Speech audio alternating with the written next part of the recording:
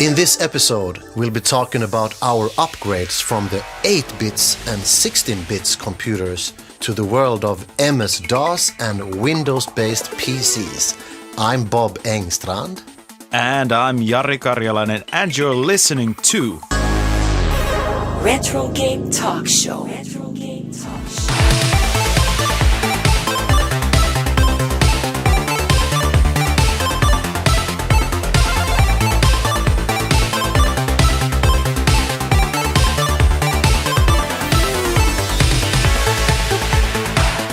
All right, we're back, and as we are recording our 8th episode, if you don't count the random ramblings as such, today is the, 28th of October 2021, and we've got a long show to do this time, so let's get right on to feedback. What do we have, Bob? Feedback section. Yeah, what do we have here? We have Patrick's Retro Tech. Or maybe it's Patrick's Retrotech, commenting on the picture of Jari's Toshiba laptop that Jari posted on our Instagram page. That was a long time ago. Saying that he's got a Toshiba Libretto 110 CT, which we had to do some research about. It turns out that the Libretto 110 CT was made in 1996 as a Pentium 233 megahertz processor, 32 megabyte RAM, and a 4.3 gigabyte hard drive. It looks pretty much like Jari's Toshiba T2100 CS, but it has a wider screen. Yeah. And it's surprisingly advanced compared to my T2100 CS, which makes me wonder if mine was made earlier. The year I mentioned in the Instagram post, 1995, was just something I found on the internet, but I'm starting to think it might have been made earlier because it only has a 486 processor at 33 megahertz, and I think it was 16 megabytes of RAM and a 400 mega hard drive. So it could have been from 1994 even, but the problem is mine doesn't actually run anymore because the battery is dead, of course it is, and it's practically impossible to find a replacement these days.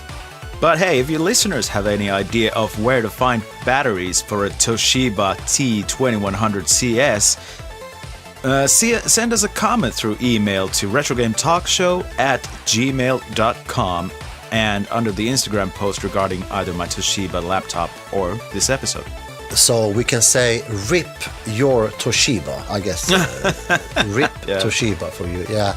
And keep those comments coming.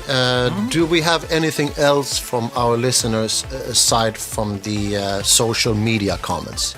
Well, yeah, actually, now that you mentioned, there was something regarding Ben Daglish from the last episode. An interesting idea raised by a friend of mine here, Rovaniemi, who wondered about his music having been written for various machines, as we talked about, and if there was something that would sound good combined from 2 or more different platforms.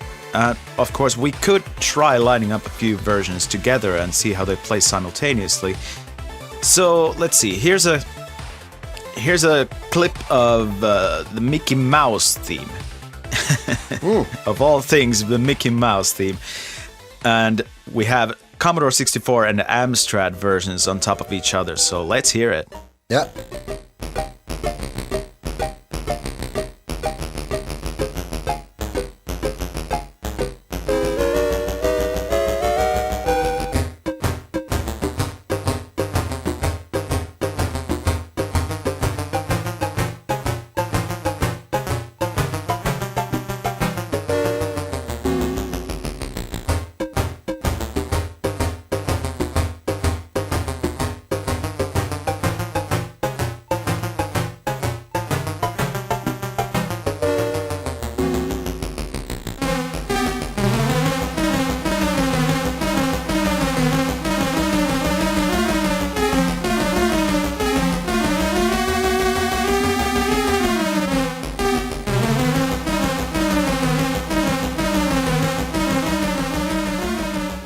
Yeah, that's Ben Daglish signature sound right there. Well, that's all the recent comments we've received lately.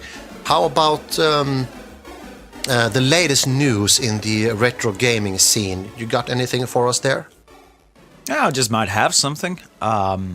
We actually haven't reported any news in a long while, and I'm not even sure if this was ever an official segment in Retrogame Talkshow, but I guess it should be made into such, right? That's a good idea. Let's do some retro gaming news.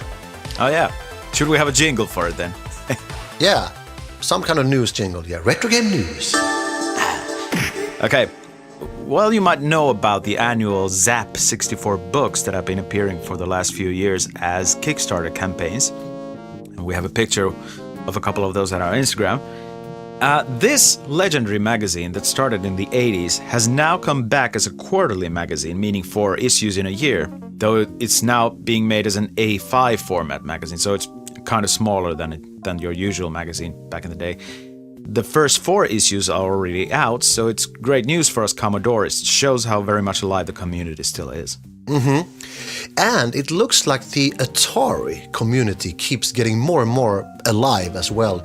The latest big news in Atari land is that the old Activision veterans and legends, Dan and Gary Kitchen, have teamed up with David Crane and formed a new game developing studio called Audacity Games that will make games for Atari 2600. That's pretty epic, actually. That's epic, yeah. And 2 new games by Audacity Games called Circus Convoy and Casey's Gold have already been released. Sounds very classic Atari stuff.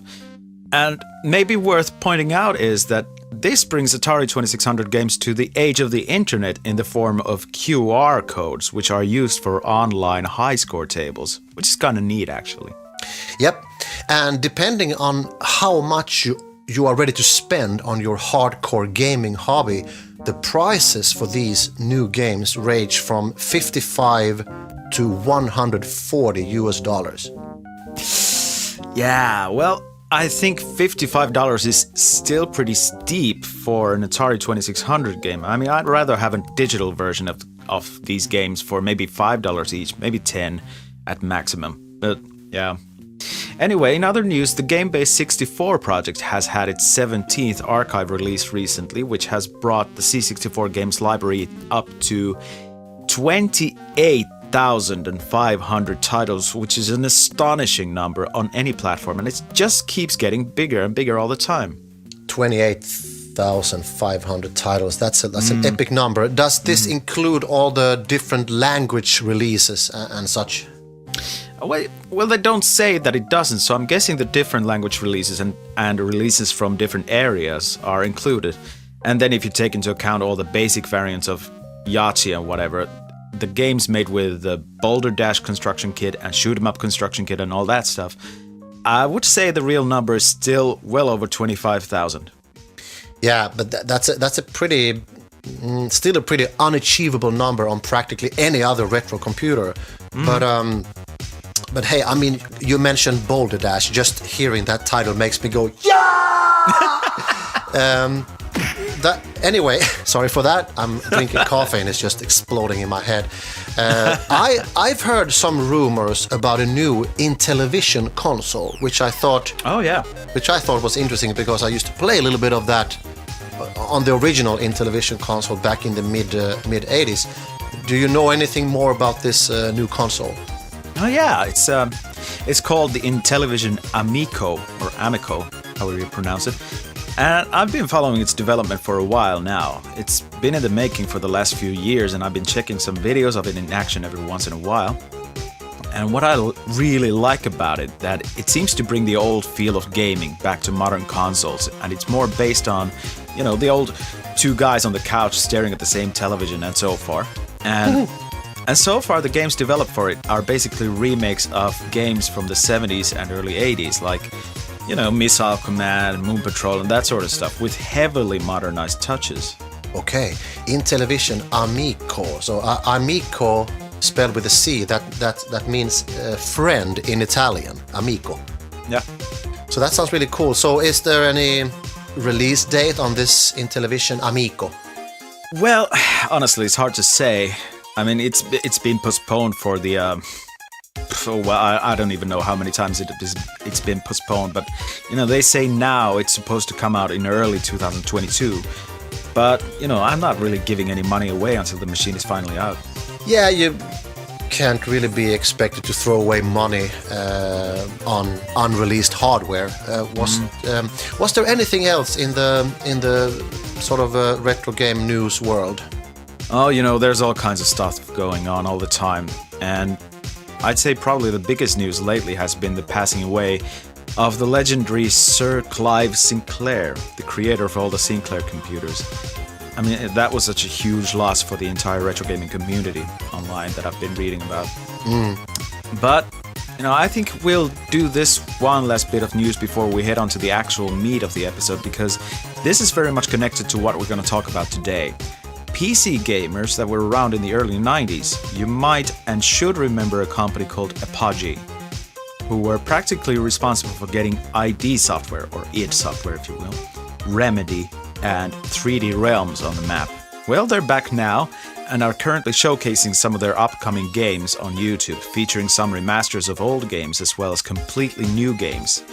But we'll be keeping an eye out for Apogee's channels and see if there's something to report in the next episode. If you listeners have any news to share from the retro gaming world that you might want us to share in our future episodes, please feel free to send us some email to retrogametalkshow@gmail.com or send a private message to our Instagram or Facebook pages. Yes, please do that. And now, let's get on with the show. Retrogame Talkshow. Retrogame Talkshow.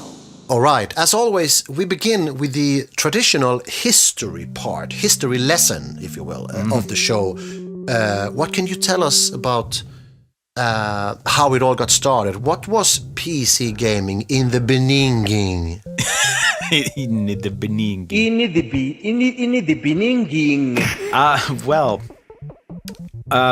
You might want to hold on to your hats, folks, because this is going to be a long history lesson.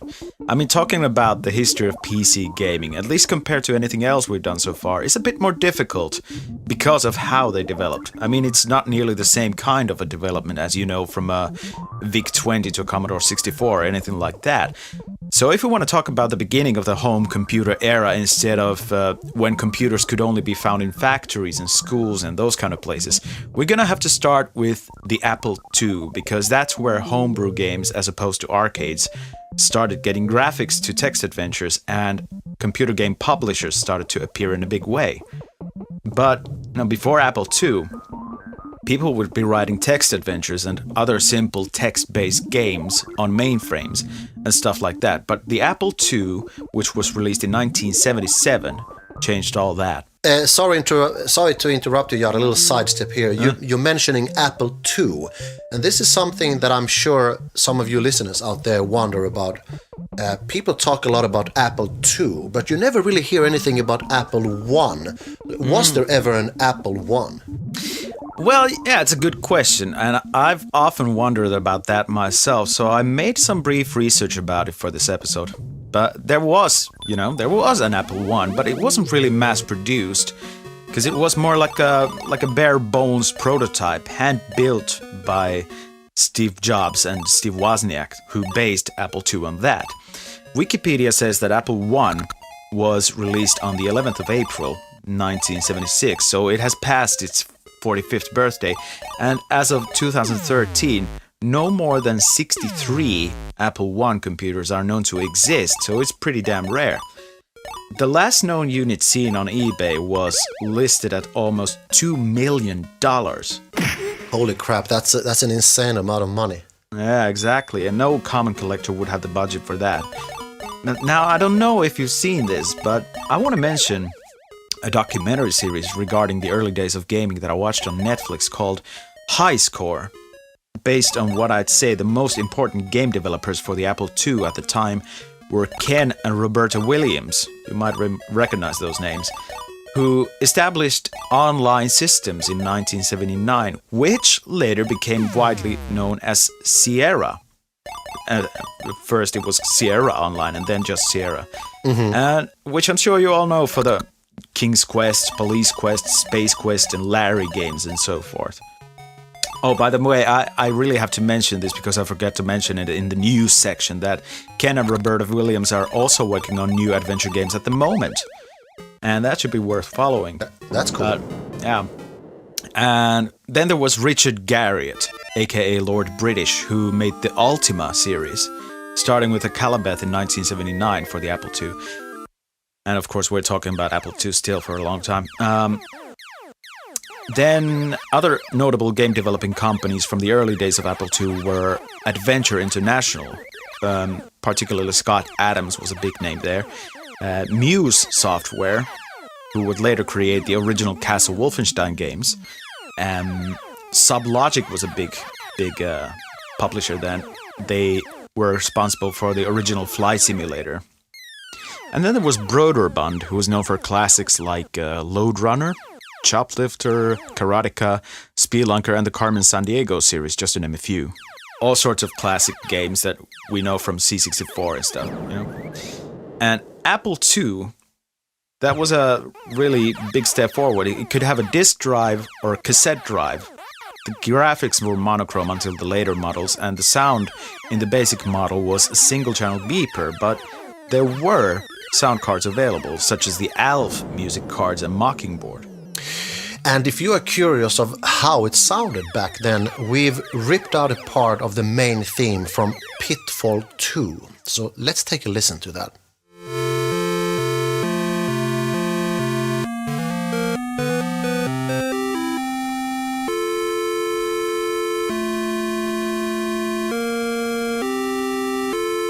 Yeah, it doesn't sound like much, but the main difference to the basic beeper in the Apple II seems to be that you get more than one sound at a time with no strain on the Apple's own CPU.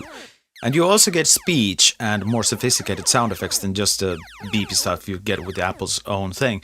But now we have to move on to 1981, when IBM created their first personal computer that was marketed as such, the IBM PC Model 5150. And this is the real beginning of PC gaming as it is today, because unlike the Apple computers, Macintosh, etc., the IBM PC had open architecture, so you could modify the components in your PC any way you liked. And there were plenty of third-party peripherals and expansion cards available. And this is getting really, hyper nerd stuff here, but here we go. The original PC Model 5150 didn't have a hard drive yet. That didn't come out until the XT models in 1983, but there were slots for 2 floppy disk drives and an optional cassette drive. The processor was an Intel 8088 running at 4.77 MHz, and the amount of RAM you could have ranged from 16 to 64 kilobytes. The sound capabilities were basically the same as with Apple II, and the video output options were monochrome and the 4-color CGA. Games didn't really start coming out much for the IBM PC standard computers until 1982, and at that time most games written for the IBM PCs were either arcade ports or console ports from the Atari 2600 and the likes, or Apple II ports. Okay, for all you people out there, I want to remind you that we are also on YouTube. Just search for Retrogame Talkshow and you will also get to see video material of all these different screen modes that the old PCs have. It's pretty interesting to actually see the graphic development for PC games in the 80s. So, what came after CGA, and when did we get to hear some real good quality sounds on the PC? Was it TAPS? I wouldn't know if TAPS had anything to do with it, but yeah. For some reason, the PC video standards evolved a lot quicker than their sound capabilities. Most of the early video formats were IBM standards, so all the clones would use pretty much the same video cards. As I said, CGA, the color graphics adapter, was around from 1981, as well as MDA, the monochrome display adapter, which was only able to show text on the screen. In 1982, the first Hercules graphics card appeared, which also was a black and white one, but the resolution was wider than in MDA, and it supported graphics. The next IBM standard came in 1984, and this was EGA, the Enhanced Graphics Adapter, which supported various screen modes and could show 16 colors at once. In the same year, IBM released their PC Junior, and Tandy Radio Shack released their first IBM-compatible PC called Tandy 1000, both of which had built-in Texas Instruments SN76489 sound chips. That's a catchy one. Yeah. which were able to produce much more sophisticated sounds than the usual beepers. Now, many games from that time had inbuilt modes for Hercules, CGA, EGA, and Tandy, but I have rarely come across anything specific with PC Junior modes. And there was still no proper internal sound cards yet, but Roland had put out their MPU 401, an external sound module, which was also modifiable to be used with other machines as well, such as the Apple II, Commodore 64, and MSX. That's interesting. Yeah. Do we have any sound clips from any of these machines? I think we do have. Actually, well, I haven't found any way to emulate the MPU 401, but we could listen to some game music in the basic PC beeper mode and then listen to the PC Junior sounds, just to give you listeners out there an idea of the differences. And I have the perfect little thing to act as a great example, which you all should know. It's Police Quest 1. So here we have the beeper version.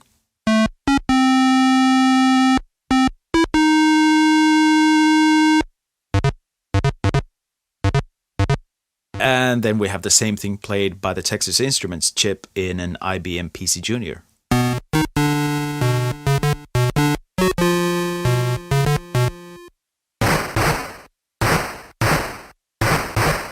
Amazing stuff. That's exactly how we grew to hear the theme on Atari ST and Commodore Amiga. And here we have it played exactly the same by an IBM. Yeah, that's pretty cool. Now, well, moving on. The year 1987 brought the next big changes in sound and video technology in PCs. The first internal sound card was born, which was the Adlib card, the quality of which became the norm at that point, and Roland's legendary external sound module, the MT32, got released the same year. Many of everyone's favorite games used it, most notably the second wave of Sierra adventures like Police Quest 2, Leisure Suit Larry 2 and 3, Space Quest 4, etc., as well as the Lucasfilm adventure games from the same period, you know, Indiana Jones, Last Crusade, etc. The problem was its price tag, but it was also a professional tool, not just for gaming purposes. And then on the video front, IBM put out their VGA standard, short for Video Graphics Array, which for me doesn't make much sense, but anyway. That brought the colors and screen resolution on level with the Amigas and Ataris and other 16-bits. Just slightly before VGA, there was a budget version of the same thing called MCGA, Multicolor Graphics Array, which, compared to VGA, didn't have EGA compatibility and higher resolutions in 256 colors. I started to remember a kind of a cool thing when you're talking about the MT32, the Roland sound module. Yeah.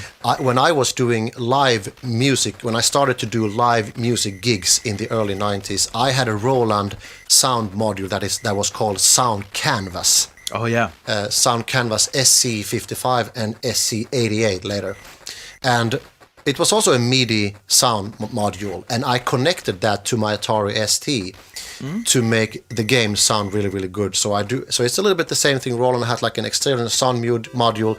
The MT32 was probably never really used for live gigs, but they had similar MIDI sound modules for live music performance.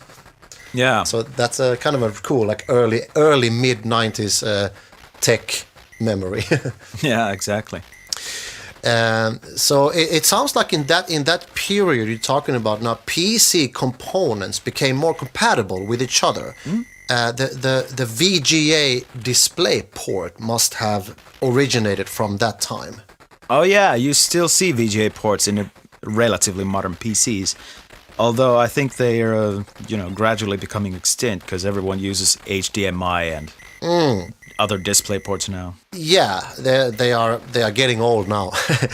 Should we listen to some music from the Ad-Lib and the Roland MT32? Sure. Let's go with something a bit different again, but let's do a similar comparison between the two sound sources. Just to get an idea. Here's some early in-game music from another classic game this is from Lucasfilm Games, The Secret of Monkey Island. Yeah. First played by the Ad-Lib card, and then played by the Roland MT32. Cool. Let's hear it.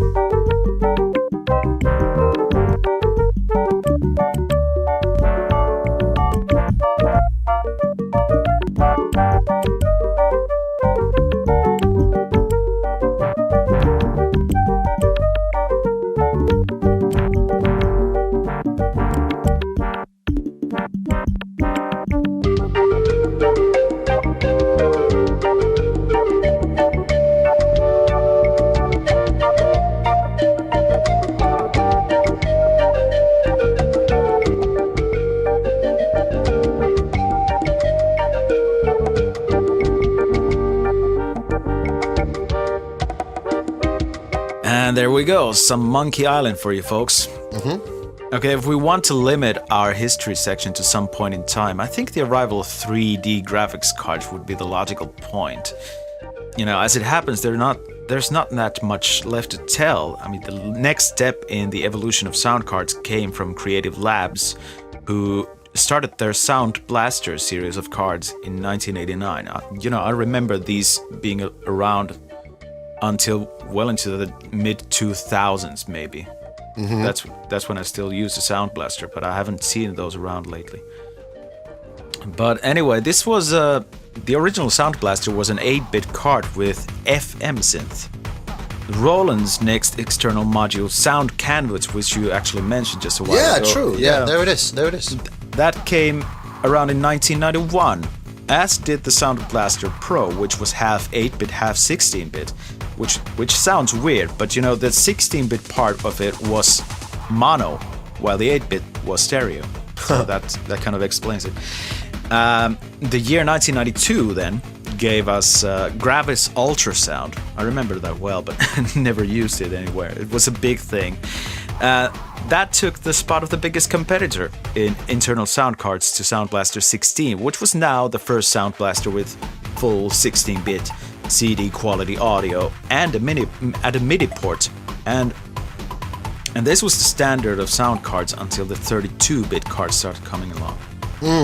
And of course, if we talk about music and musicians using computers, at that same time, now professional PC-based musicians had already started using Pro Tools with external M-audio devices around that same era. Yeah, very likely so.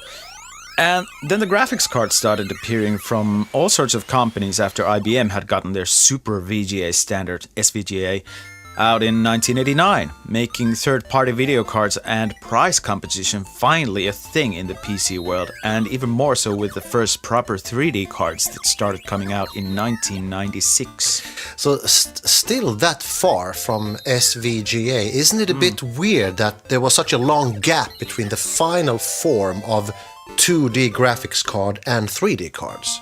Well, yeah, but I don't think PCs were ever really considered a commercially viable gaming platform until, you know, Doom and that sort of stuff came along and made the evolution to real 3D graphics necessary. And even after that, it took a couple of years to finally get the first proper 3D cards out.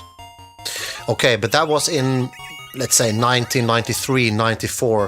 What happened between 1989 and 1994 to slow down the PC evolution from becoming the major gaming platform? Well, the way I see it, quality-wise speaking, the IBM standard PCs caught up with the 16-bit standard home computers like Amiga, Atari ST, and Apple II GS in 1987. But the major factor in deciding which computer would you find in any house was just simply put the price tag. You know, not everyone had had the money to spend on PCs back then. Because in 1985, let's take a look at that. The launch price of an Amiga 1000 was $1,295, and the more common Amiga 500 cost even less a year or two later.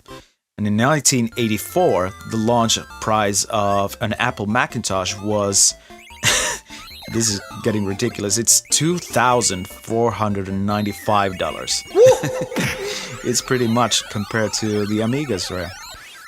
But it's hard to say what sort of a price tag would an IBM clone PC have had in 1987 with the Roland MT32 and a VGA graphics card, but I would hazard a guess it would be closer to the price of an Apple Mac in 1984 than Amiga 1000 in 1985. Because the Roland MT32 alone was introduced with a price tag of $695, but an Adlib card, being the more universally supported and cheaper regular consumer sound card, would have been a more likely choice, since Sierra Online was one of the rare game developers to support both the MT32 and Adlib. They used to sell these sound cards alongside their games, with $550 for an MT32 and $195 for an Adlib card. So, for most of us kids back then, there was nothing more important than the quality of sounds and graphics, which would be costly, and most kids' parents wouldn't have that kind of money to put into a PC. Yeah, that is true. So it would have been a Commodore 64 in the early to mid 80s, an Atari ST or a Commodore Amiga in the turn of the 90s, and then the PCs became the new next home computer of choice in the mid-90s, right? Exactly. Retrogame Talkshow. Retrogame Talkshow. So there we had some history on the development of PCs as they were. Thanks, Jari, for that great research, as always. That's a lot of research. That's a lot of research, man, and you are the one to do it. Now, let's dive into our own first gaming experience with the PC. What is your first memory of playing games on the PC? It's actually pretty difficult to say, because the PCs at that point didn't have that much of an impact in my gaming life, in a manner of speaking. Not that many people had a PC that I could play on, but I remember a few options, so I'll just go through all of them. One of my old teachers had a really old laptop with a monochrome screen and no hard drive on it, just a floppy drive. I remember there were only 2 games that I played on it. There was a version of Tetris on it, with background graphics that would change after you made progress, which I thought was nice. And then there was a pinball game called Night Mission, which was also available on Commodore 64, Atari, and Apple II. And then one of my cousins, about 200 kilometers away, had a bit better PC. I think it was a 486 processor-based machine, and on that one, the most played games I remember were PC Man, which was a weird Pac-Man variant. Then there was Street Rod, a racing and car building game that I was already familiar from the Amiga. And then there was Star Control, which was an interesting space shooter with strategy elements in it. And I think I also used to play Indiana Jones and the Fate of Atlantis and Eye of the Beholder on it. Mm-hmm. The third one I remember was, there was this kid younger than myself whose dad had a PC with a CGA monitor, and he had Space Quest 1 on it, and Rockford, which is a Boulder Dash clone, which we mentioned earlier again, and a couple of other games which I can't remember right now, but Space Quest was what we played most on it. And those are the 3 options I can think of, but none of those really made me actually want to have a PC. That only happened when I got to see and play Doom for the first time on one of my brother's classmates' PC in 1994, I think. But as I said, I really have no idea which one of those was my actual first PC experience, so I had to compile them all here. So, what about you, Bob? Yeah, my story. If you recall, in one of our first episodes, I talked about a couple of friends to my parents who lent me their Commodore 64 back in 1985. A few years later, while visiting their place, they had upgraded their computer to something called PC. Never heard of before. It was most likely the very first time I laid my eyes on a PC. And they had one single game, and it was Leisure Suit Larry goes looking for love in several wrong places. Epic which game. was a DOS game, the second game in that series. So it must have been in 1988, earliest 1988. Preparing for this episode, I really had to dig far into my brain to figure out what game it was. But I remember walking Larry to a harbor where there was a big cruise ship. And knowing this fact, I could pinpoint the game and then what year it earliest could have been. I don't recall much more than the sound card, the beeper. I just recorded that it sounded horrible because I was being used to the amazing cool sound of the C64, you know, and all those amazing soundtracks. And because I remember thinking, like, if this computer is an upgrade and it's faster, stronger, and better than the Commodore 64, why does it sound so bad? This doesn't sound like a natural evolution, you know. Needless to say, I wasn't really impressed. I didn't feel home at all in front of a PC, being so rooted in the 8-bit traditions of things, you know. Yeah, I definitely get that. And, you know, those were exactly my feelings with the PCs I had played it with until I experienced Doom, really. But in retrospect, there's a certain cheap charm about those beeper sounds, at least to me, in a similar way to how the early ZX Spectrum games sounded, but just louder. And then, of course, playing with a keyboard and sometimes a mouse instead of a joystick took a while to get used to. Yeah, and if I'm correct that my memory is from 1988 earliest, I most likely already had an Atari ST. Yeah. So I had done some gaming with keyboard and mouse. So I don't recall that being an issue, but a good reflection nonetheless. Yeah, true. But what I meant was that the keyboard was the primary controller for the PCs, which made certain genres less natural to play, you know, like platformers, than on joystick. Mm-hmm. Yeah, but anyway, what happened after Larry 2?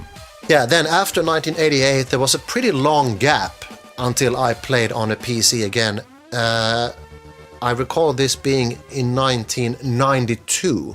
Mm-hmm. So about 3-4 years later, I was at a friend's place and I watched him play Indiana Jones and the Fate of Atlantis. Oh, yeah. The elements that impressed me was the actual voice acting. That was certainly something new.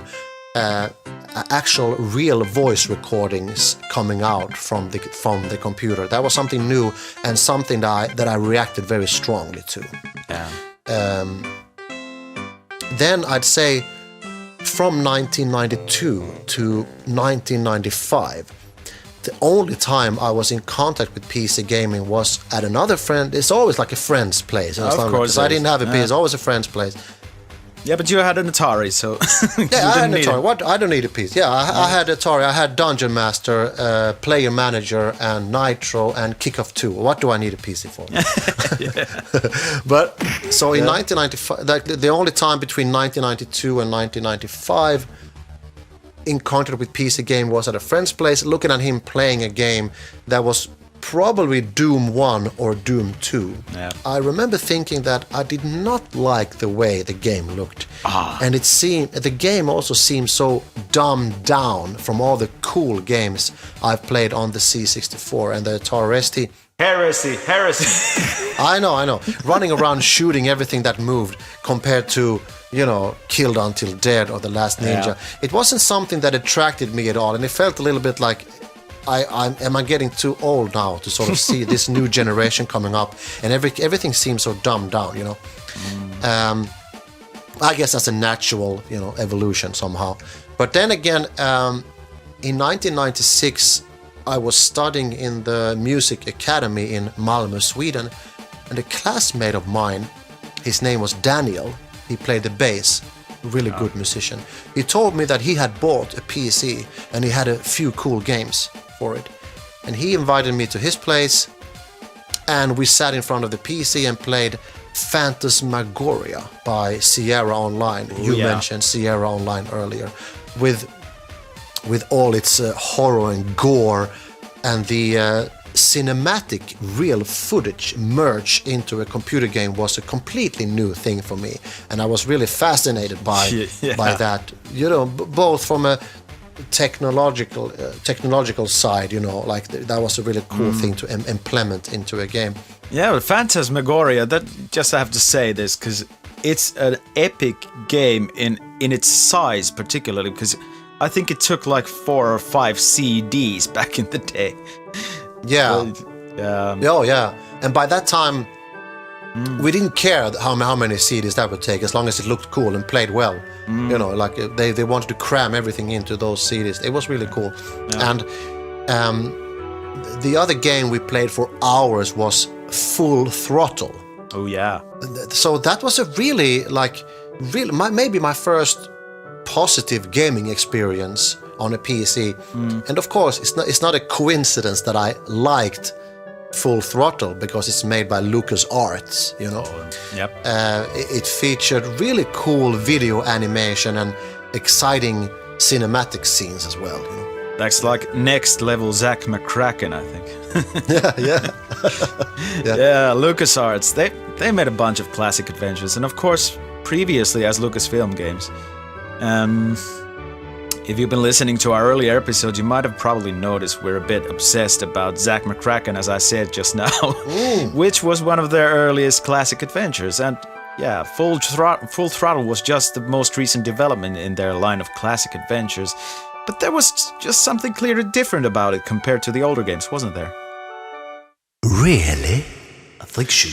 Yeah, the most obvious differences were the graphics and sound, and having real voice acting was impressive, and the music was actual real recordings, meaning that the PC games around this time had implemented WAV file, MP3 files, instead of just programming a sound card to reproduce sounds. Of course, it wasn't rocket science in any way, just a logical choice, since these computers had enough storage and RAM for it, you know. It's pretty much the exact same feature that today's PCs have today. Music and sound being played from WAV files or various audio formats such as OGG or MP3, you know. It took a while to reach that, and really required a CD-ROM to be able to store all that high-quality sound and video data for the big games like Full Throttle and, you know, Grim Fandango, whatever. Yeah. But from what I've gathered, I think the PC gaming didn't really become the popular thing it has become until CD-ROM became the format of choice for the bigger game developers and publishers. And speaking of which, one of my favorite CD-ROM-based games from that time was a sort of vehicular combat adventure called Interstate 76. Have you played it? Interstate 76. No, I'm not familiar with that game. I don't think I've ever played it. I thought we should listen to some music just to give a breather. Yeah. And I think the main theme from Interstate 76, which is by Arian Salazar, if I remember correctly, this is one of the coolest things I've ever heard coming from a PC game. So here's how it goes. All right.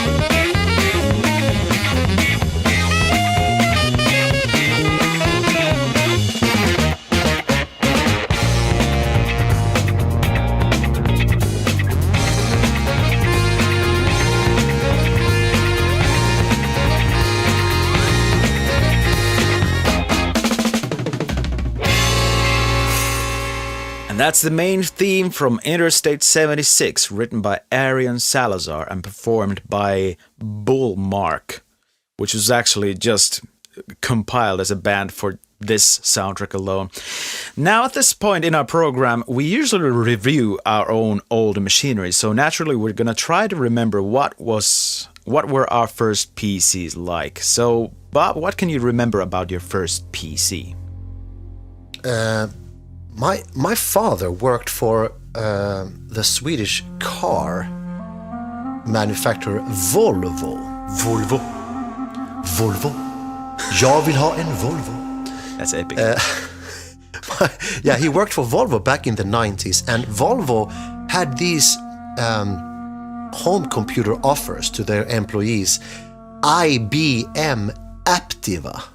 Aptiva, yeah. And yeah, IBM Aptiva, this must have been around 1997.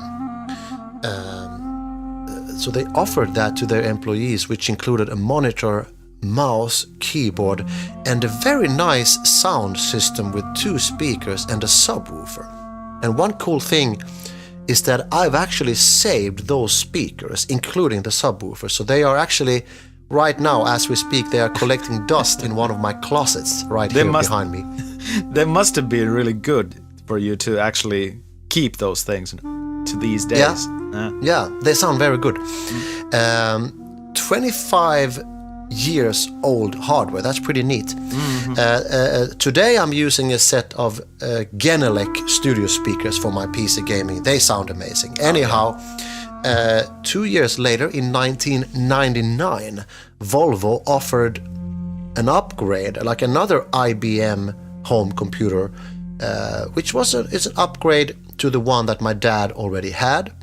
So he gave his old IBM Aptiva to me in 1999, and that became my very first PC. So I had my very first PC in 1999, which is pretty late.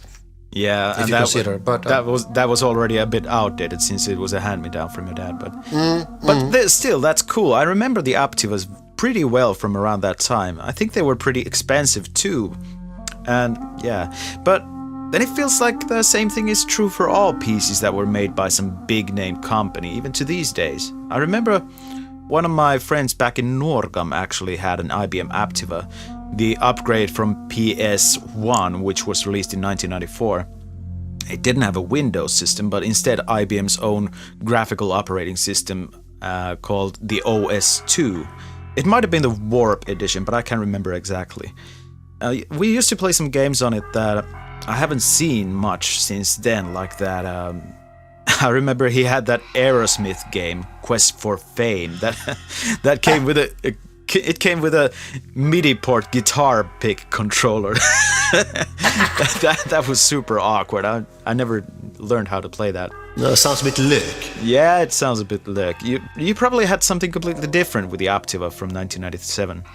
Yeah, well, the only games, should I say, because there was more than one, that were installed on this computer that I can remember were Minesweeper and Solitaire. Yeah, the classics. I mean, these games were included in Windows 95. Yeah. And these are the only games that I've ever seen my parents actually play on the PC.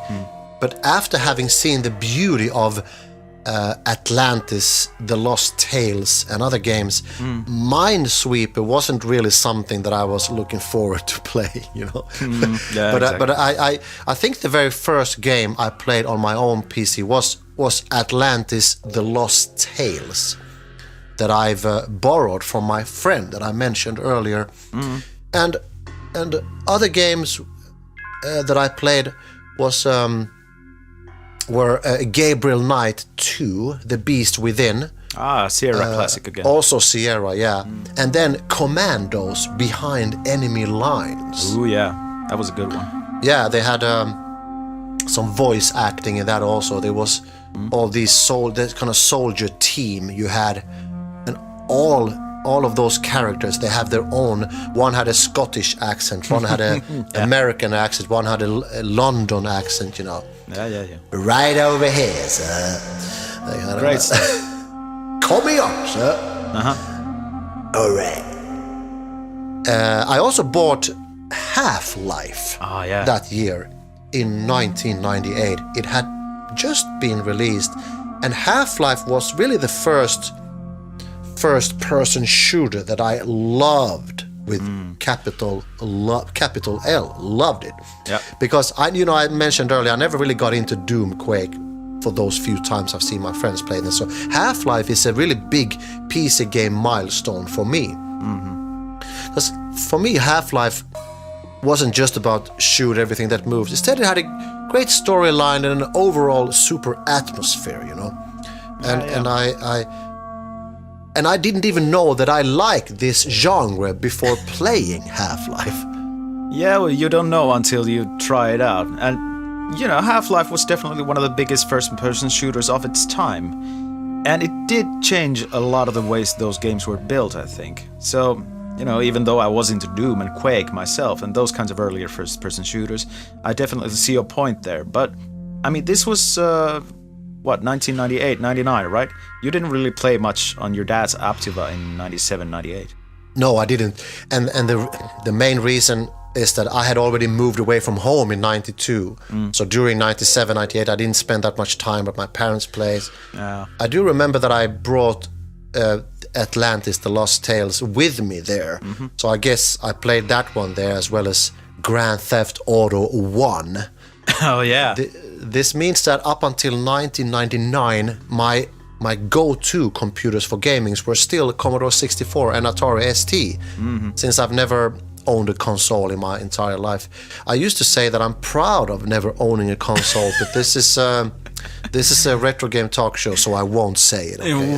We should probably actually do an episode about consoles, even though you've never owned them. But let's keep that under the hat. Yeah, that's not a bad idea. But this more or less sums up my the story of how my PC gaming career got started. Okay. What is your story? Well, I got my first PC in I think it must have been 1995, 96 or something like that. I went pretty long with just a Commodore 64 before upgrading to something more modern because I had such an easy access to all my friends' Amigas and 16-bit consoles that I didn't really feel like I needed to have something like that for myself. But my brother had moved away from home at that point and he had bought his own PC from a company that did custom builds, so I got mine delivered from the same company in Helsinki actually. And it was a sort of mid-budget PC with a 100 MHz Pentium processor, and I think it had it must have had 8 megabytes of RAM to start with, and the main operating system was MS-DOS 6.22 with Windows 3.11 on the side, because it wasn't the major operating system yet. And already at that point it was kind of outdated since some of my friends bought more powerful PCs with 200 megahertz Pentiums and 32 megabytes of RAM, Windows 95. Not that many months afterwards, but with a little bit of help from one of my friends, I got the processor overclocked to 120 megahertz. And then I bought more RAM for it, and I think I even got a better graphics card for it after a while, because the original wasn't even Super FPGA compatible, so it was really cheap build for that age. But the sound card I had from the beginning was a Soundblaster 16, so I was kind of well enough equipped to play all the games I wanted to play with my PC.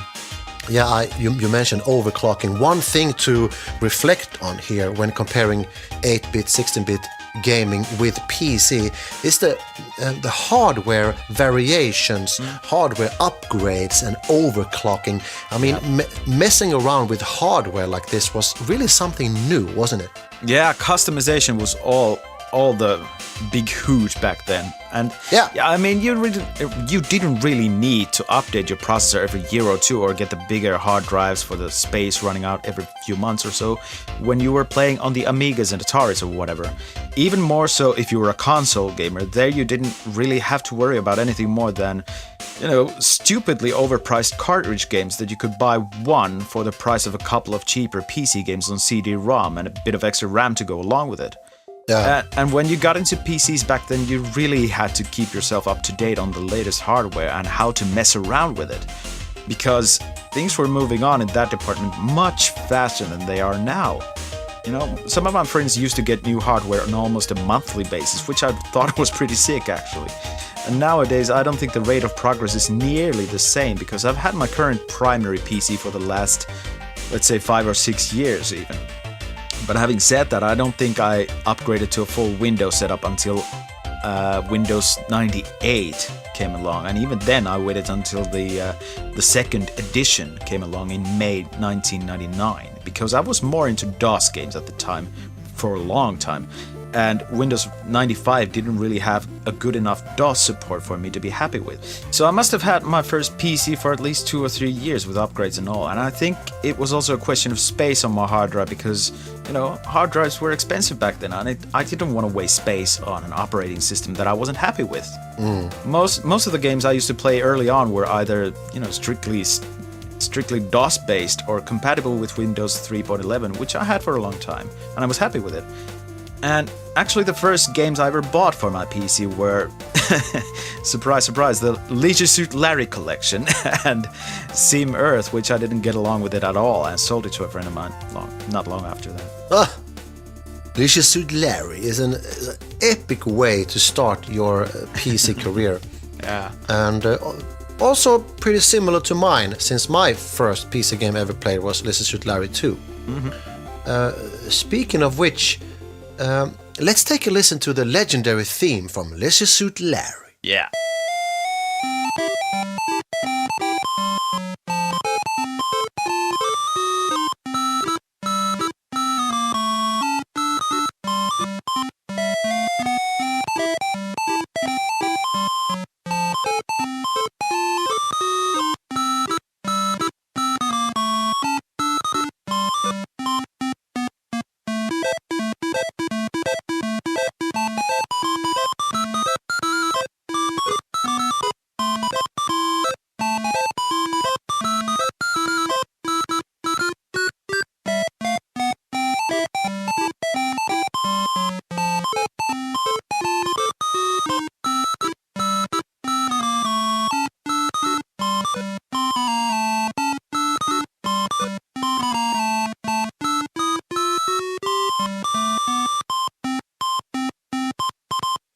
So, we are now somewhere in the time frame of 96 to 99. Yeah. And I'm not talking about 1896 to 18. I'm talking about 1996 to 1999. Yeah. So we're gonna do a little bit of random rambling in the middle of all this very high definition PC gaming thing.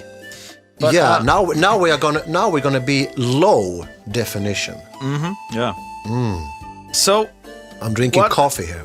Okay, coffee is good, but I'm thinking of getting some kebab after this recording actually. But I just ate actually, so I'm not gonna eat. Yeah. After that, but and that's lo-fi for you folks out there. But hey, we left off at Leisure Suit Larry and Grand Theft Auto 1 and Atlantis. So what came after that for you? I mean, what did we play there? I mean, in that era, where are we now? We are here and there. I spoke a little bit about Grand Theft Auto 1. I mean, what were your living conditions back in 1999, let's say? I think you were studying in Malmö, right? Well, in 96, if we start there, I was 20 years old. I was studying in the music academy in Malmö, and I had I mean, in 96 I was pretty much into studying music and everything. I didn't even play that much, you know.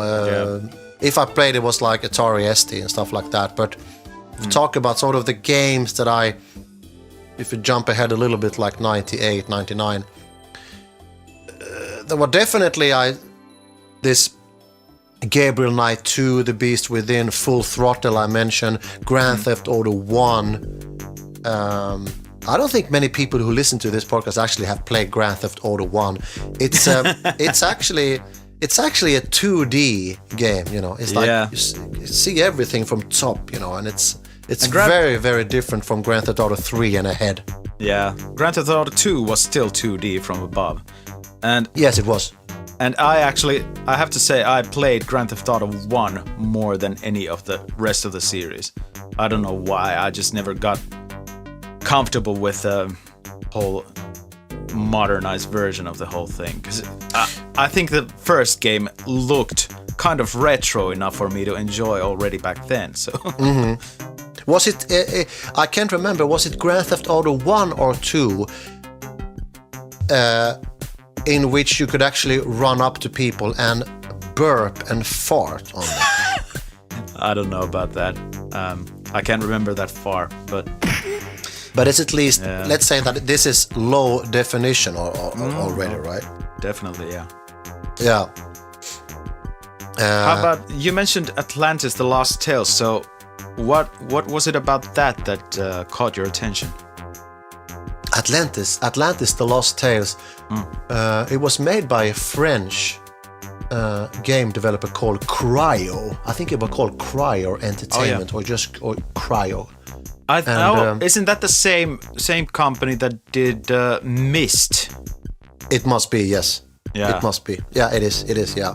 Yeah, that's one And of the... so Atlantis The Lost Tales, I think that I had that game and with Swedish voice actors in it. Okay. That game, I think that game probably have been translated maybe to 10, 15 various languages. Yeah. And it has this sort of exotic ethnic scenery to it, like kind of ancient times, and you are a hero, and it has a really cool. It's sort of like point and click, but in first person. I think. First person, yeah, point and click, but really smooth movements and really nice graphics. But what makes the game so amazing is actually the soundtrack of the game. Should we actually listen to that for a bit? Atlantis, The Lost Tales, yes. Get it to the mood.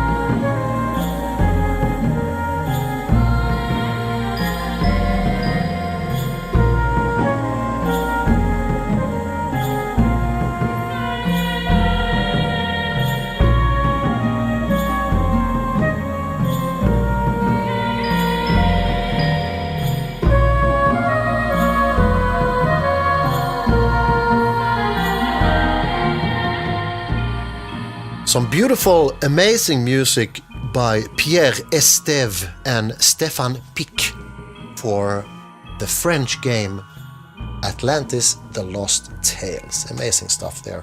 Yeah. We talked about Myst also a bit. Did you play the first one, or? I played the first Myst, and I think I have that original home on CD-ROM. Yeah, I actually have it too. I've become a bit obsessed about Myst, the whole series, because I think I have 3 original versions of the original Myst on CD-ROM, and I have Riven for. Oh yeah. I actually have it for PlayStation 1 also, and then I have Uru from the series as a DVD version, and then I also have this great big box set of the first 3 games in the series. So that's a lot of Myst. Yeah, and that maybe they developed their own genre there, like with the mystified atmosphere, great soundtrack, puzzles, ancient history, and like mysticism around it, right? Great atmosphere, great feel, great games. Yeah, and if I remember correctly, the first Myst is actually, I think it's still one of the biggest selling PC games of all time, and also on the Macintosh. So, impressive. Yeah, it's definitely worth checking out if you're at all into these sort of unique adventure kind of things. And, speaking of adventure, what about these Gabriel Knights that you talked about then? What was the... Because I've never actually played them, even though they're Sierra. I was a big Sierra fan up till a point. Gabriel Knight 2, The Beast Within, I think that came out pretty much in the same era as Phantasmagoria. So it had that real video footage, but really crappy quality. Cinematic, a lot of cinematic stuff. It's pretty much point and click. It's like Zack McCracken, but with real graphics and real films and real voice acting. And then Gabriel Knight 3 came out, I think, around 99, and that does not have any real footage. It has more upgraded graphics. But it's the similar thing. It's a Sierra Online. The story is written, I think, in both Gabriel Knight 2 and 3, written by Jane Jensen, I think her name is.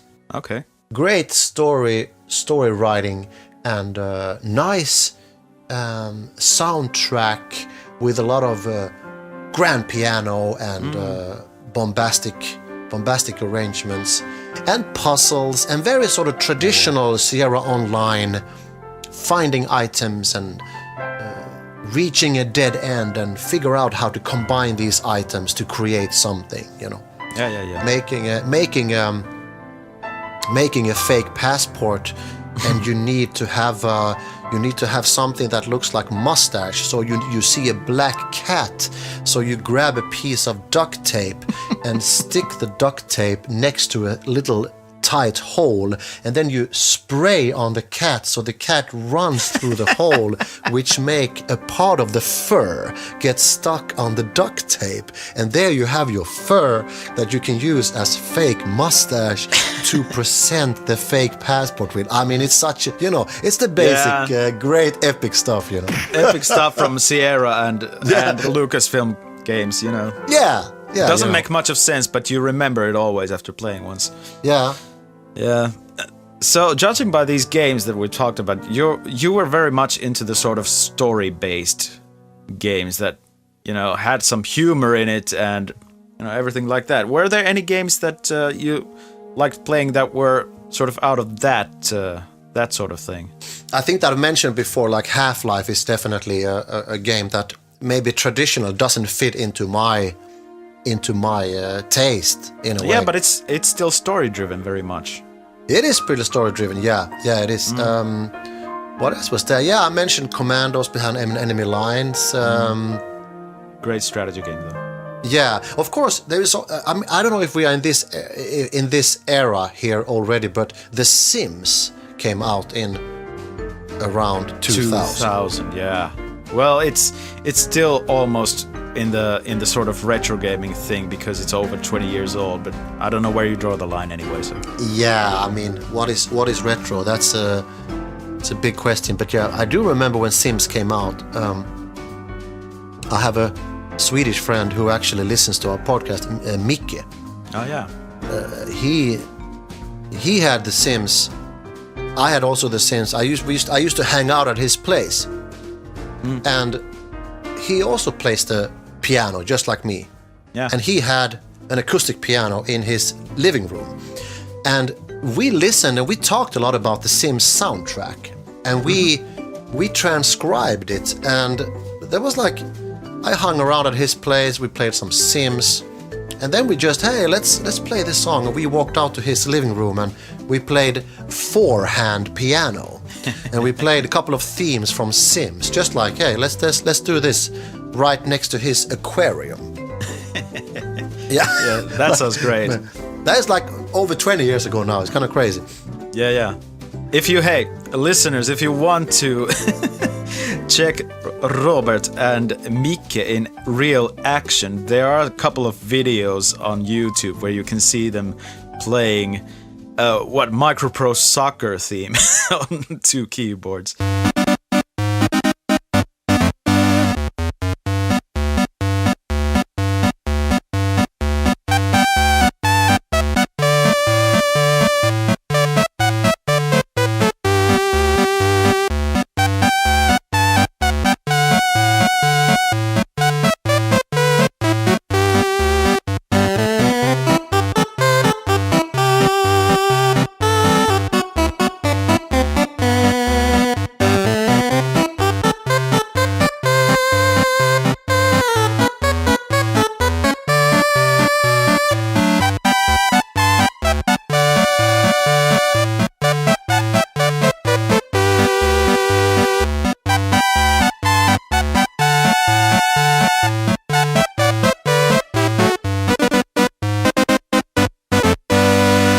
Well, when Micke was visiting me in Helsinki here, this is probably 10 years ago now. Yeah. We just came. Let's play some.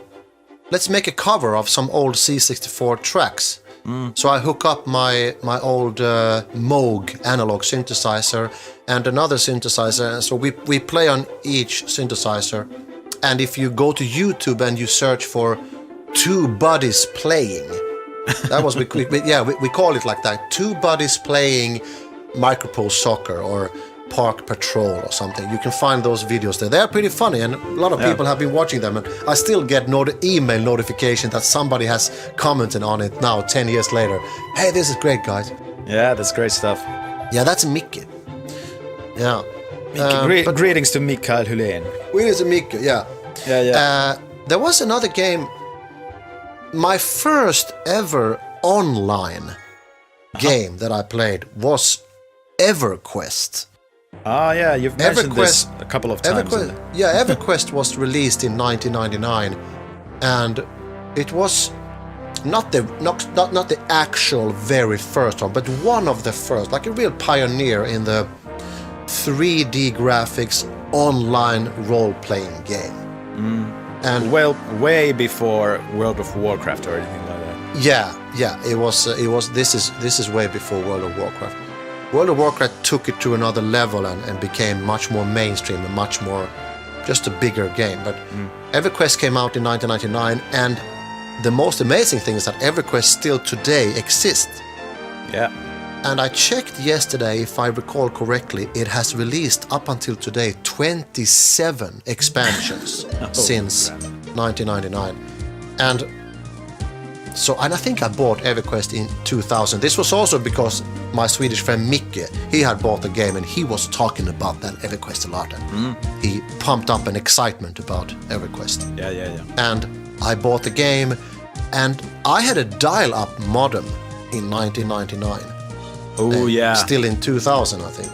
So we're talking about like a little bit slower internet connection compared to today, a little more, a little less reliable.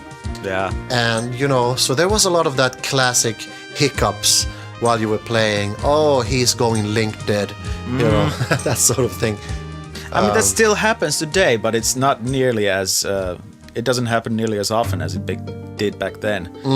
And we should actually talk more about this whole dial-up and all the various internet connections. But continue with your EverQuest thing. No, I mean the EverQuest thing lasted for maybe a year. I didn't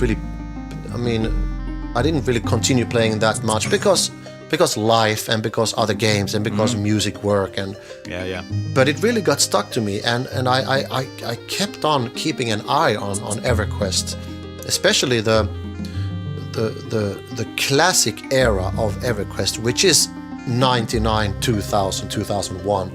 And I think it was over 10 years ago when a couple of guys decided to create, to launch this emulator server of exactly how EverQuest was back in 1999 and 2000, 2001. Yeah. And it's a project called EverQuest Project 99. And me and Mickey, we joined that server in 2016, and we actively today play it on that server. So it only has 2 expansions released on that server that we are playing on. So the graphics are the same as it was in 2001. So that's really also, retro kind of. That's really retro in the PC sense, you know. Yeah. And above all, it also, because EverQuest, you know, it still exists today, but it has been much more simplified, much more hand-holding, much less penalty, much less hardcore. But on this server we are playing it on, it's still very hardcore. If you die in the game, you have a corpse recovery to do. Yeah. It's going to be very difficult. So there's a lot of hardcore and very, very difficult element in the old classic EverQuest that is really attractive to a lot of us sort of a little bit older players, you know. So how many people are using the Project 99 nowadays? When I log in, it can be anything from, let's say, 300 to 700 people, I'd say, on the server that I'm playing now. So, I would say, in general, around 400 or 500 when I log in. Oh, yeah. And, of course, the vast majority of the players are in the United States. So usually, as a European player, there's a little bit less during the daytime playing time for me, you know. Yeah, of course. But so, and the great thing about this Project 99 emulator server is that it's still, there's a lot of guilds, there's a lot of competition for very high level raid monsters and loot. So there is actually, the last years have developed a lot of guild drama, like a lot of, you know, love it or hate it, a lot of toxic guild drama that I'm not that much part of. Yeah. I am in a guild, but I try to stay away from that because I like to play solo. I like to play with small groups, so I don't really take part of that big guild drama. But it is there. And it is something. It is an element that some players really like because they like, and I like also competition. You know, competition is good because we all become better at that. But it's kind of a cool thing that there's for such an old game, and playing on a classic server, it still creates a lot of toxic behavior and guild drama and competition. So it's a great server. You can find there's something for everybody in there, you know. Okay. So yeah, but that's funny. Like for a game that's over 20 years old now, and it's basically a miniature version of World of Warcraft, what it has become. Yeah, and all this drama. I mean, people are attracted to drama, you want it or not. So it's all part of the deal, I guess. Yeah, it's cool. Have you ever played any sort of those online games? Well, I tried to play some online games back in, I think it was around 2005 when I started being online myself a lot, because I didn't get a proper internet connection until I moved to Kuopio in 2003 or 4, whatever it was. So up until that point, I didn't have a internet on my PC connection. But I did play some games like, well, I played mostly these sort of first-person shooters with death matches and whatever. Oh yeah. So games like Medal of Honor, Allied Assault was one of my biggest online things back in the day, and Battlefield 1942.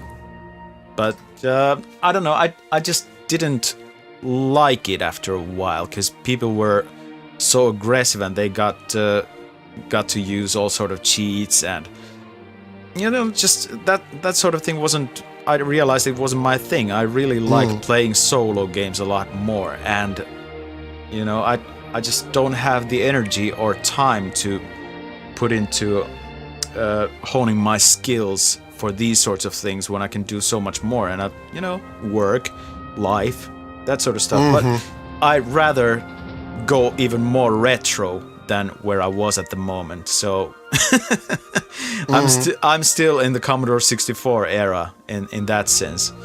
And going solo if possible. But internet gaming. We should talk more about these connections to the internet. I mean, I didn't get my own internet until ADSL or cable was available, because my parents had at home a really crappy sort of I think it was 58.5 dial-up thing. And we didn't use it very much because it was expensive as hell.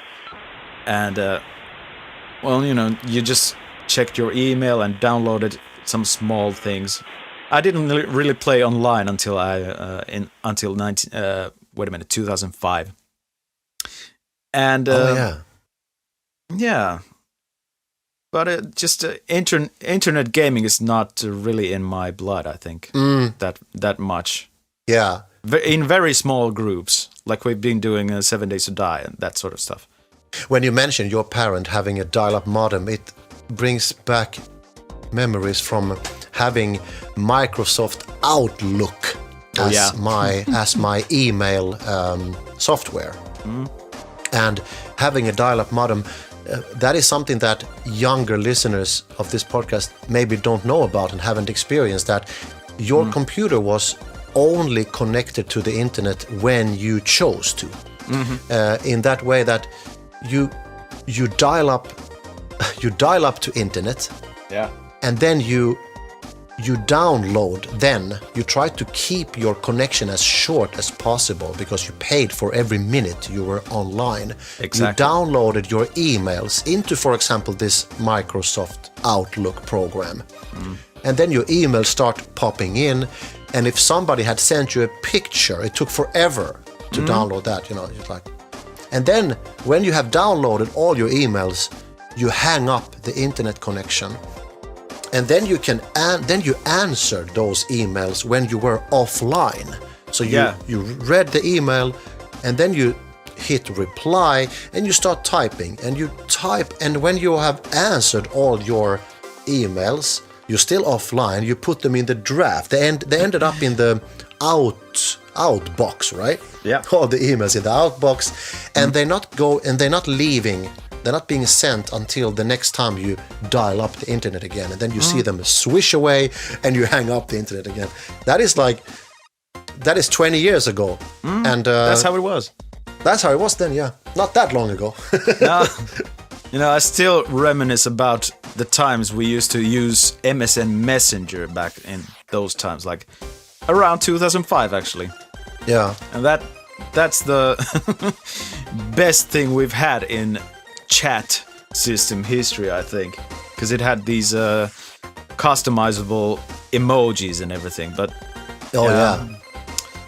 that's very nostalgic even now. It is, even though it's only like 15 years ago. Yeah, ICQ was before that. Yeah. But you and I didn't know each other when ICQ was around. I think that was like mid-90s, mid-late 90s, yeah. And then those godforsaken chat rooms were were the big thing before that, I think. Like, you'd have these websites where there was a chat room you needed to log in. Oh, yeah. And talk with random people, which was fun in its own way, but... Yeah. Yeah. That kind of stuff. Other games, I made a little list here of games that I played during that era. I played, we're talking PC now, by the way, only. King Quest 7, I played a little bit, which was released in 94. I played Home World, this sort of space strategy game, really cool game. I played a golf game called Lynx 2001. That's a really good one. I played Max Payne, which was released in 2001. That's a Finnish game, yeah. Finland Finnish game, yeah. That I mentioned for you, Jari, my Finnish friend. You got a point there, yeah.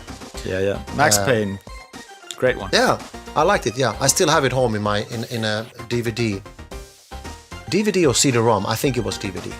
Yeah, it must have been. Yeah. Other games, there was this God game called Black and White. I also played a few of those Tom Clancy's Rainbow Six, these sort of tactical shooter games. Rogue Spear. Rogue Spear, Blackthorn. I played Medal of Honor, A Light Assault, that came out in 2002. Yeah, I mentioned that earlier. I like that very much. Nice soundtrack, good. Also like a single-player campaign, you know. Yeah, I remember it had a pretty cool Omaha Beach or whatever it's called. Yeah. That section the slaughter. Yeah, that's true. That was really well made back then. Yeah, I played a couple of horror games. Silent Hill 2, the director's cut, came out in 2002. That I bought, and a game called The Thing, which is from the early 80s movie. Cool stuff.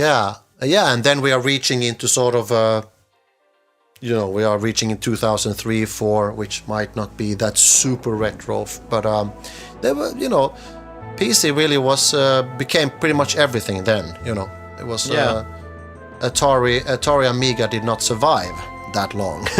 Nah, well, not in that sense. In the mainstream sense, yeah, exactly. Yeah. I mean, people are still making games for Commodore Amiga, Atari ST, that sort of stuff. Commodore 64 is ridiculously alive today. Yeah. As are many other maybe similar as vinyls, Vinyls are still around, and vinyls are being more and more popular for every year. There's a kind of a cycle of generations that goes around and around and around and around. Yeah, exactly. Really?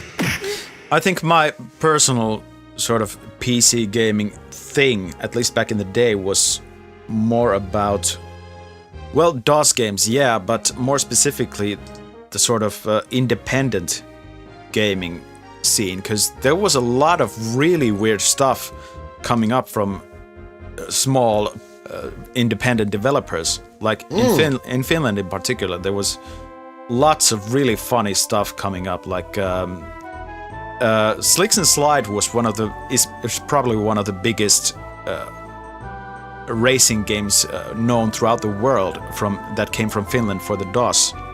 Cool. It's like a top-down racing thing with optional weapons, and you can do your own tracks in it, and 10 vehicles, and all sorts of stuff. That's one of the games we used to play in school PC when there was nothing else to do around. Four kids playing on the same keyboard. That's not even possible in the modern PCs. Yeah. Having 4 people playing the same game on the same keyboard. That's just not done these days. And there. What year was that released? I think the original Slicks and Slide was 1993, but the last update for that game came, I think, 3 years ago. Still going strong then. Still going strong. I mean, it's been optimized for DOSBox use. So it's not even on Steam yet because it wants to. The developer probably wants to keep it simple and original as it was in DOS mode. But yeah, that was a big one. And then there's this this game called Fight of the Sumo Hoppers, in which you play just against a friend or a computer with two stick figure characters stuck to each other, and they hop around, and it's a sort of sumo wrestling thing in which you hop around in really weird sort of places. Oh yeah. No graphics of mentioning and no sounds, but it's super fun. You can play it for hours. And then, stuff like that. It's really sort of weird stuff that has kept the PC thing for me what it still is, like, interesting. Because I don't really follow the real major game developing stuff, because it's all the same going on for every company, I think. Big RPGs, big first-person shooters, big sports titles, big, it's just all the same. Yeah. The game that I think I played the most back in 2000 and 2002, let's say between those years, is this, I think it's Hungarian, this motorbike trials 2D, really weird sort of thing called Action Supercross, which had a similar sequel called Elastomania, and it's more actually of a platformer than a racing game, because you need to jump around on platforms and perform these weird tricks with your bike and collect apples and reach this goal that looks like a flower. It sounds really maniac, but it is. But it was really popular in Finland, particularly. There was this website called Moposite, which had all sorts of records of all the levels in the game, and custom graphics and custom levels and custom whatever. It's very customizable. And the really cool thing about independent games back in the day, pre-2000 and a little bit after, was that most of these games were customizable in some way, and that was what really attracted me to PC games in the first place. Customization was the big thing. But I guess I played some big games also. I mean, I was very much into these sort of strategy games, like SimCity 2000 was a big thing for me for a while. But I got so obsessed about it at some point that I realized that I need to just stop playing it, because it was so it got my attention too much. So yeah, I recognize that. I've also played that game, and you get really into it. Like, it's really fascinating how fast and deep you can get into a game like that. Yeah. And then for me, and then after a week or two, I completely drop out of it. Probably for the same reason. I feel like, okay, now I have to give all, or I have to just stop, and then okay. Yeah. Yeah. That's how it goes. But Civilization. Those civilization. I was just about to say it. Those, civilization and sort of building societies. They are cool games. Yeah. I mean, they just take too much of your time. Yeah, I mean, we played SimCity on Commodore 64. Yeah. And I played it on Amiga, actually. A few friends of mine had SimCity on Amiga, and we knew all the money codes and whatever. But you'd get these sort of disasters happening after a while if you just earthquake and tornadoes. Yeah. But it's so cool. exciting to get a little village starting from nowhere. You see, like a power factory there, a couple of houses, and then all of a sudden you see small dots on a street. Then hey, there's traffic there. That's the big. Hey, there's somebody driving around there. People live here now. Yeah. That's let's cool. introduce an earthquake. Yeah. It's kind of fun. Flood. Yeah. Something like that. Yeah. Wasn't there some Godzilla walking thing also? I think there was, yeah. In what game was that? Why do I remember there was a big like a King Kong character walking across. I think it was across. already in the first SimCity, but there was something like that in every SimCity. That's random, yeah. After, yeah. Cool stuff. And then there was all these games like Doom 2 and Command & Conquer, Red Alert, those games that you'd need to harvest resources and build armies and, you know, kill the opponent. That sort of point and click sort of. Mm-hmm. That was very popular at one point, but I don't know, I just grew out of it after a while. For me, the last really big sort of game in that genre was Red Alert 2. And I think that came out in 2001 or something. I have to check that out, but yeah, let's say it's 2001 and get on with it. Yeah. Yeah, and well, there's just so many great games to mention, but I think we're slowly running out of time here because we need to we need to actually compile this episode at one point and. Yeah, maybe we should go to our next segment, which will be you pick 3 disappointments and 3 recommendations, and so do I. Should we go to that segment now, or do you have anything more to say, Jari, before we move on? No, let's just do the recommendations and disappointments and... Let's do that. Hang around for more. Retrogame Talkshow. Retrogame Talkshow. All right, so we have come to the traditional segment of our podcast, which is disappointments and recommendation. And we're going to start off with a negative harmony, which is the disappointments. Very negative flow from now on for a few minutes. Jari, you have picked 3 bastard games that you are disappointed with. Please let us know. Well, yeah, this was a bit difficult because I played a lot of really bad games back before the sort of Windows XP era. But the first game I already mentioned that I picked up for this one is Sim Earth. And this was, as I said, this was one of my first original PC games that I ever bought. And as much as I loved SimCity and SimCity 2000, this one was just too damn complicated and difficult for me. I read about this game in a magazine around that time before I bought it, and it looked very interesting to me. So I really wanted to have a go because I was a big fan of SimCity 2000 and the earlier one. But you know, this was too difficult and complicated. I really didn't know what to do with it, and even though I tried it a few times, I had many hours wasted on that, and it just kind of put me off for these playing God types of games for pretty much good. I haven't played these sorts of sim games after that. Roger. Yeah. Now, second is well, I'm gonna have to be I'm gonna have to do a wide shot here because I want to talk about the Alone in the Dark series, which was a big thing back then, like 1992 or whatever it was released, the original Alone in the Dark. I've always been a huge fan of horror movies and horror games, even when they were as bad as the Friday the 13th on the Commodore 64, which is pretty epic in all its badness, you know.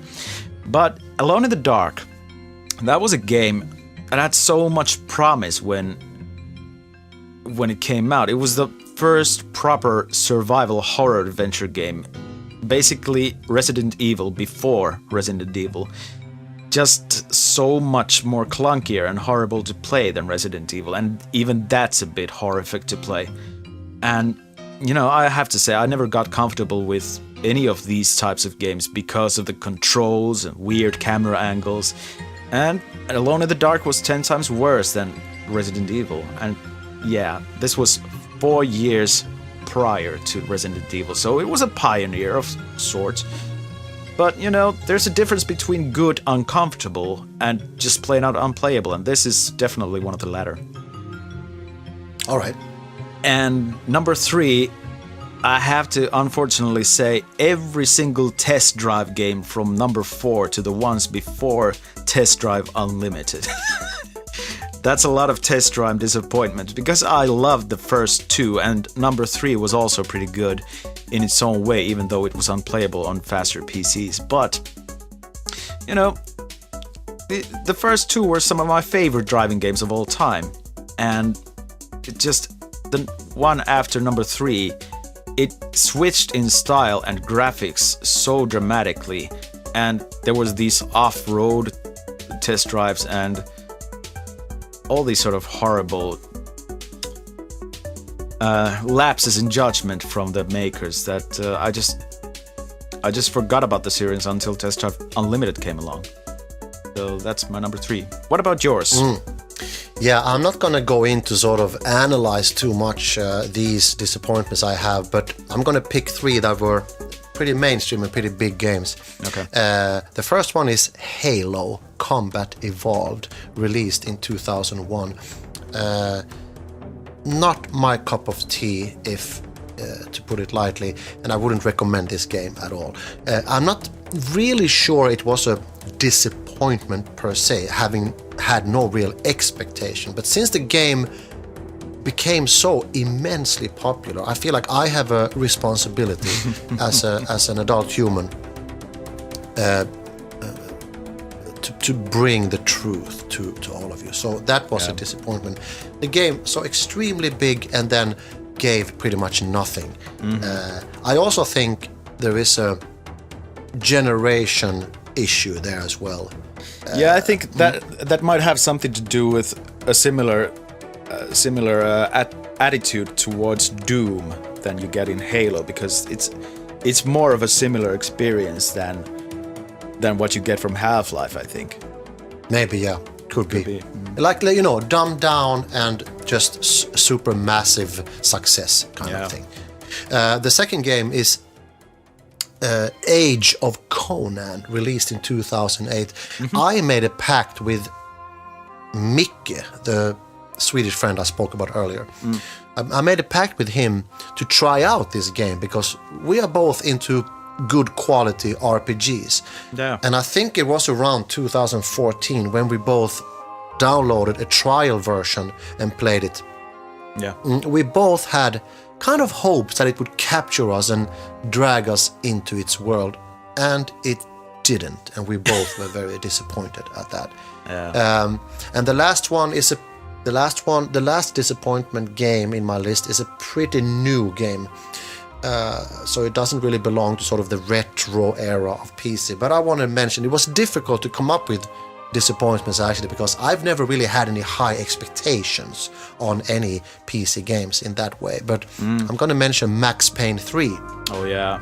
Being a fan of Max Payne 1 and 2, this Max Payne 3, it felt completely unplayable because there was a feeling of constant hand-holding and constant cutscenes all the time, which broke the flow. I had absolutely no flow in that game, and I ended up playing it for 2-3 hours and then never picked it up again.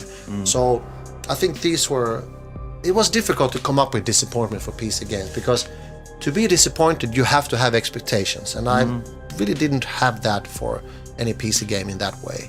Yeah. And I have to agree with Max Payne 3. That's real disappointment. But I didn't pick that one because I was kind of thinking about more retro-esque then. But yeah, we have no time frame, so whatever. So it's now time to go into recommendations. Do you want to go with, or should I? I can, since I just dropped 3 games here on the floor, I can do my recommendations. So I'm going to do that in chronological order, and I won't dwell too much about this game because some of them I've mentioned already, but I want to start with my first recommendation is Half-Life, released in 1998 by Valve, the same company who also launched Steam, which is the biggest digital game store to date. Yep. This first-person shooter still holds up in the gaming world for me. I think once every 2-3 years I play through this entire game and its sequel also. And I always enjoy it, and I would recommend this game for anyone who has a PC. It's a true PC classic. Yeah. Yep. And the second one is Everquest, released in 1999 by Verant. And, I guess I've spoken enough about this game already, so I don't need any further explanation. But Everquest is my second recommendation. And the third recommendation is a game that we haven't mentioned yet. Yeah. And it's a game released in 2002 called Mafia. Ooh, great one. And it was released by a Czech Republic developer called Illusion Softworks. I think I did a quick search yesterday, and the developer Illusion Softworks have ceased to exist, and they had changed the name, and I think they're called 2K Czech or something similar. Okay, so it has been merged into some other bigger company then. Yes, exactly. Anyway, so Mafia, a dark and gritty Mafia-inspired action-adventure with a really good story and a great soundtrack with a lot of classic old tunes from the 20s, 30s, and 40s. Many of those tunes were from guitar player Django Reinhardt. That's an epic guy, if I remember. Yeah, I really like this game, and I've been playing it through many times since 2002. The soundtrack is so good that I ended up ordering a 6 CD box with Django Reinhardt's epic recordings. I remember ordering it from the States and got it shipped to Europe. And I became a big fan of his guitar playing.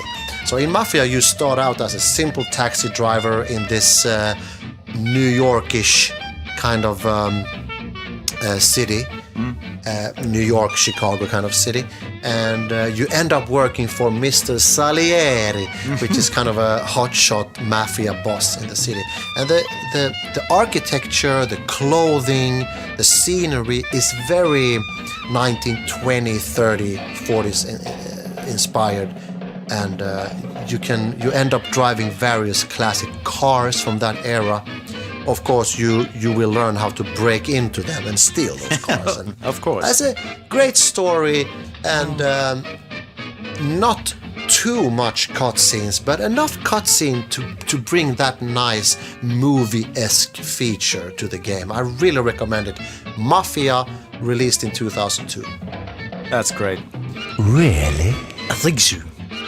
But yeah, I think it's my turn for now, and my recommendations. The first one, and I have to mention this, is System Shock 2, which is basically Half-Life before Half-Life. It's easily the most intense and sophisticated first-person shooter / role-playing game before the Elder Scrolls series, and that's just it's scary, it's sci-fi, there's just so much epic in that game that I don't even know how to go around telling you about it. Just recommend that you play it as soon as possible if you haven't done so yet. It's a super game. I can sign up for that. It's a super game. Yeah. And the next, I just might mention Action Supercross and Elastomania again, because that's how big they were in my forming years, I guess, in around 2000 or whatever. I mean, these two games are the ones I spent most time that I have with any game, I'd say, prior to 7 Days to Die. So, if you like the Kickstart games, this just might be your thing.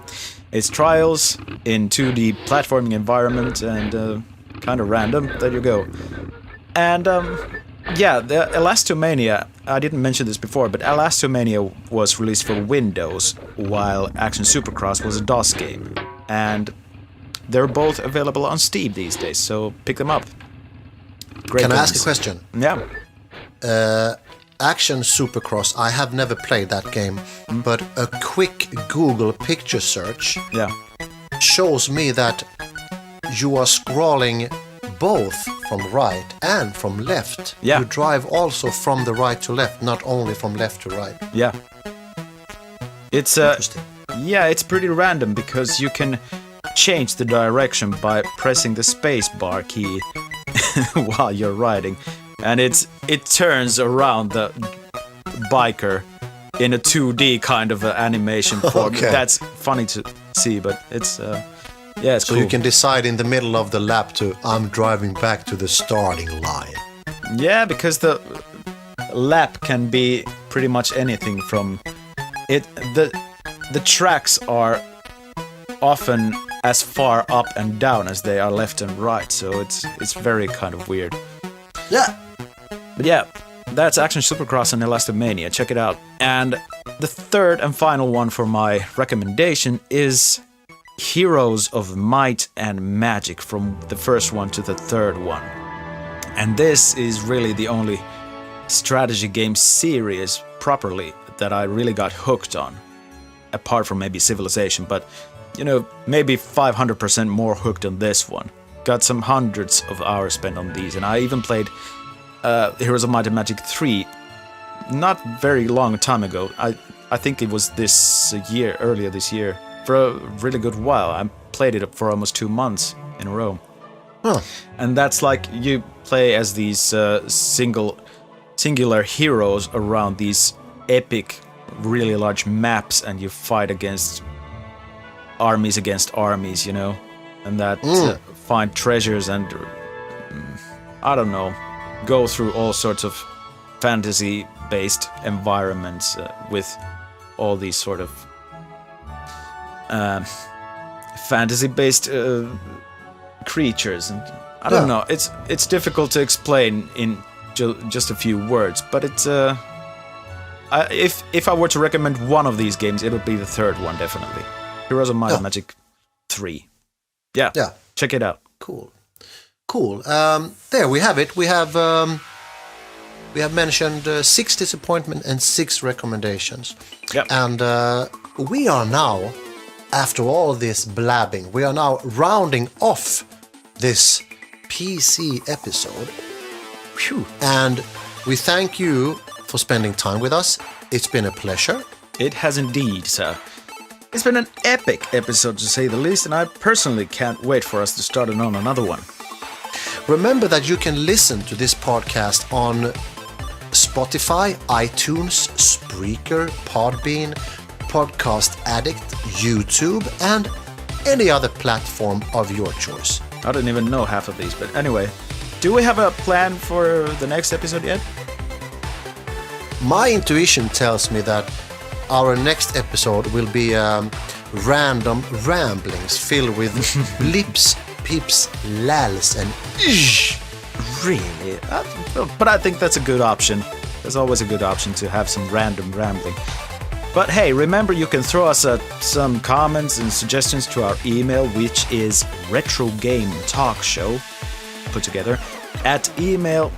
No, sorry, that's gmail.com. RetrogameTalkshow@gmail.com. Or you can also send us direct messages, chat messages, and comment on our photos on Instagram. And of course, we still have our Facebook page and Twitter, even if we're not all that active there. And hey, we also have an account at Patreon and Ko-fi if you want to send us some pengar for coffee. I guess that's coffee or slurping there. it is. So, people, I think I need to do some coffee then. do that. So, until next time, I'm Bob Engstrand.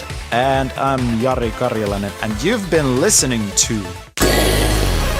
Retrogame Talkshow.